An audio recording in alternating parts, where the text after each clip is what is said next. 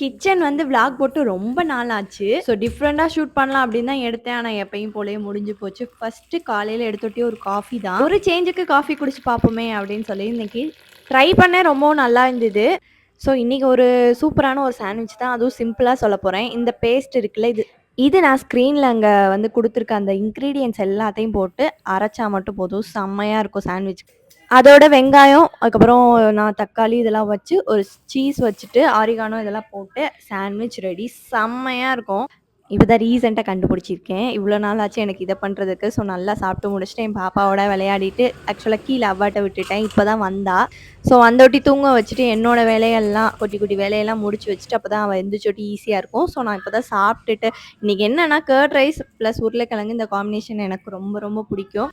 So நம்மளோட வேலையெல்லாம் பாப்பா தூங்கும்போது தான் பார்க்க முடியும். ஸோ அதனால கிச்சன் வேலைய அந்த சமைச்சு முடிச்சதுக்கப்புறம் கிளீன் பண்ணி பார்க்கும்போது தான் அந்த ஒரு ஃபுல்ஃபில்லான ஒரு இதுவே கிடைக்கும். இதே மாரி நெக்ஸ்ட் வீடியோல பார்க்கலாம். அதுவரைக்கும் டாடா பாய்.